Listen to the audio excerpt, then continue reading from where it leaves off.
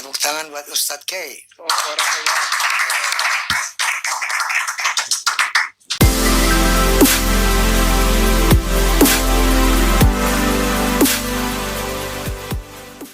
Kali ini kita akan menanggapi podcast Roma Irama yang mewawancarai Bang K. Tepuk tangan buat Ustadz K.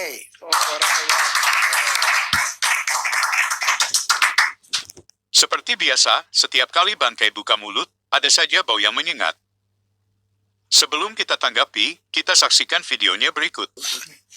Ini dulu Anda pendeta ya? Kalau saya bilang gitu nanti terjadi polemik lagi. Oh, gitu. Saya bilang pelayan aja, pelayan di gereja. Pelayan di gereja. Iya, insya Allah itu lebih agak soft dan insya Allah bisa diterima. Oke. Pelayan di gereja. Oke. Barusan Bang K berkata, kalau dia katakan mantan pendeta akan jadi polemik. Justru polemik terjadi karena status pendetanya tidak bisa dibuktikan. Padahal pada awal-awal ceramahnya saat sebelum orang pertanyakan legalitas kependetaannya, dia dengan bangga dan pede mengatakan dia adalah mantan pendeta. Sekarang setelah dipertanyakan dan bahkan sekolah STT Jakarta mengeluarkan surat pernyataan resmi, barulah Bang K merubah strateginya dengan mengatakan pelayan gereja. Kalau pelayan gereja itu umum, bisa diaken, bisa penyanyi. Dan untuk pelayan gereja tidak bisa dituntut ijazah, jadi Bang K berlindung di balik pelayan gereja. Sebelumnya, bagi yang belum subscribe, silahkan subscribe. Bagi yang sudah, like, comment, and share. Dan jangan lupa, tekan tombol loncengnya, agar kalian bisa mendapatkan notifikasi dari channel ini. Terima kasih. Ya, dulu saya pernah mengadakan perbandingan agama untuk meyakinkan kebenaran Islam. Di Injil itu ada satu dari Yesus berbunyi begini, coba Anda lihat. Akan datang setelah kepergianku seorang yang akan memuliakan namaku, menyempurnakan ajaranku. Dialah batu penjuru, maka dengarlah akan dia. Itu ada kan? Ya, ini yang saya bacakan dalam bahasa aslinya. Itu Yohanes, kitabnya namanya Yohanan. Di Indonesia disebut Yohanes, pasal 16 ayat 7, lalu ke ayat 12, 13, 14. Itu yang Tuan Guru. Tuan Guru hafal Bible. Ya Allah. Saya pernah baca itu. Barusan kita dengarkan bersama, Bang Roma katakan bahwa dia pernah baca Injil. Dan dalam Injil itu ada ayat seperti dia katakan tadi. Dan Bang K dengan tidak tahu malunya mengatakan bahwa apa yang dikatakan Bang Roma itu ada dalam Yohanes 16 ayat 7-14. Mari kita lihat bersama, apakah benar bunyi ayatnya demikian. Yohanes 16 ayat 7-14. Namun benar yang kukatakan ini kepadamu, adalah lebih berguna bagi kamu, jika aku pergi. Sebab jikalau aku tidak pergi, penghibur itu tidak akan datang kepadamu. Tetapi jikalau aku pergi, aku akan mengutus dia kepadamu. Dan kalau ia datang, ia akan menginsafkan dunia akan dosa, kebenaran dan penghakiman. Akan dosa, karena mereka tetap tidak percaya kepadaku. Akan kebenaran, karena aku pergi kepada Bapa dan kamu tidak melihat aku lagi. Akan penghakiman, karena penguasa dunia ini telah dihukum. Masih banyak hal yang harus kukatakan kepadamu, tetapi sekarang kamu belum dapat menanggungnya. Tetapi apabila ia datang, yaitu Roh kebenaran, ia akan memimpin kamu ke dalam seluruh kebenaran. Sebab ia tidak akan berkata-kata dari dirinya sendiri, tetapi segala sesuatu yang didengarnya itulah yang akan dikatakannya dan ia akan memberitakan kepadamu hal-hal yang akan datang.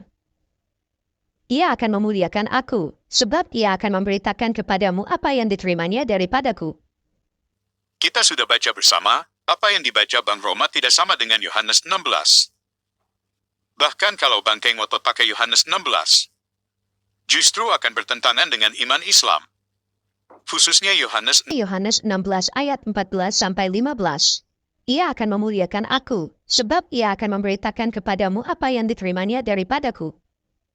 Segala sesuatu yang Bapa punya, adalah aku punya. Sebab itu aku berkata, ia akan memberitakan kepadamu apa yang diterimanya daripadaku. Sesuai ayat ini, Muhammad adalah pesuruh dari Yesus. Dan bukan cuma itu, ayat 15 katakan, apa yang Bapa punya aku punya. Kalau Bapa yang mempunyai langit dan bumi dan segala isinya, berarti Yesus juga pemilik langit dan bumi dan segala isinya. Mengutip Yohanes 16 justru meruntuhkan iman Islam. Dari sini kita bisa lihat, bangkai sudah menipu Bang Roma. Sebetulnya orang-orang Kristen sekarang ini mengikuti Paulus, bukan Yesus. Nah, Pertama ini, Yesus mengatakan, soal babi. Babi itu haram di Torah dalam imamat orang Lewi. oh, Ya, imamat orang Lewi, babi haram. nah, Lalu Yesus berkata, kedatanganku bukan untuk merubah Taurat, tapi wah dahsyat, Matius 5:24. tapi Das- menggenapkannya. Ya kan? Masya Allah. Ya. Anak izin pulang dulu. Ya. Pak Haji, enggak, soalnya ntar ada ditunggu. Don. Anak Don ini, Don. Anak Priuk Don. Satu itu. Barusan Bang Roma bicara soal makanan dalam imamat, dan mengutip perkataan Yesus yang mengatakan bahwa aku datang bukan untuk meniadakan Taurat tapi menggenapinya. Lalu Bangkai langsung sambar katakan bahwa itu terdapat dalam Matius 5 ayat 24. Apakah benar itu terdapat dalam Matius 5 ayat 24? Matius 5 ayat 24. Tinggalkanlah persembahanmu di depan mezbah itu dan pergilah berdamai dahulu dengan saudaramu, lalu kembali untuk mempersembahkan persembahanmu itu. Yang benar adalah Matius 5 ayat 17. Kembali Bangkai asal mangap. Kembali ke kitab Imamat 11. Kalau Islam konsisten mengutip kitab Imamat, harusnya bukan cuma babi yang haram, ada banyak yang haram dalam kitab Imamat. Ada udang, kepiting, lele dan unta yang justru dihalalkan dalam Islam. Katanya Yesus datang tidak meniadakan hukum Taurat. Apakah berarti Muhammad datang untuk meniadakan hukum Taurat? Nah, lalu apa kata Paulus? Jadi di situ berarti babi itu haram. Di imamat orang Lewi babi haram. Nah, sementara Yesus mengatakan, aku tidak merombak hukum Taurat. Jadi tetap babi haram. Tapi apa kata Paulus? Telah datang mimpi kepadaku, turun kain berbujur ampat. Oh, itu mimpi Petrus, maaf. Hah? Yang ditulis oleh Paulus. Iya, maksudnya Paulus. Iya, ditulis oleh Paulus, tapi yang ngomong itu, Petrus. yang mimpi itu Petrus. Oke, Ya. maka telah di dalamnya ada Ya. seluruh kaki berkaki empat. Iya. Maka halallah seluruh binatang berkaki empat. Ya. Itu kan, Ya. itu kan kontradiksi. Iya, betul. Barusan kita mendengarkan Bang Roma mengutip peristiwa penglihatan Petrus dalam Kisah Para Rasul 10. Menurut Bang Roma itu adalah perkataan Paulus. Dan dikoreksi oleh Bangkai bahwa itu mimpi Petrus. Tapi Bangkai katakan itu ditulis oleh Paulus. Faktanya buku Kisah Para Rasul ditulis oleh Lukas. Kembali lagi Bangkai asal mangap. Dalam Kisah Para Rasul 10 tidak bicara soal makanan, makanan halal haram itu cuma ilustrasi yang Tuhan gunakan kepada Petrus. Mari kita lihat bagaimana arti dari penglihatan tersebut. Pada ayat 17 Petrus tidak mengerti arti penglihatan tersebut.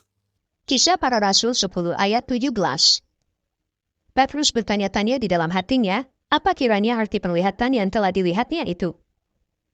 Sementara itu telah sampai di muka pintu orang-orang yang disuruh oleh Cornelius dan yang berusaha mengetahui di mana rumah Simon.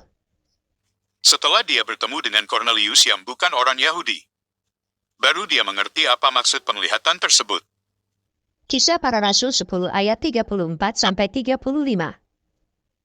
Lalu mulailah Petrus berbicara. Katanya, sesungguhnya aku telah mengerti bahwa Allah tidak membedakan orang.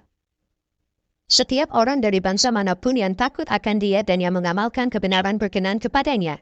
Jadi penglihatan Petrus bukanlah soal makanan haram dan halal. Itu murni sebuah ilustrasi yang Tuhan gunakan kepada Petrus yang orang Yahudi yang tidak boleh bergaul dengan orang bukan Yahudi. Kisah Para Rasul 10 ayat 28. Ia berkata kepada mereka, kamu tahu betapa kerasnya larangan bagi seorang Yahudi untuk bergaul dengan orang-orang yang bukan Yahudi atau masuk ke rumah mereka. Tetapi Allah telah menunjukkan kepadaku bahwa aku tidak boleh menyebut orang najis atau tidak tahir.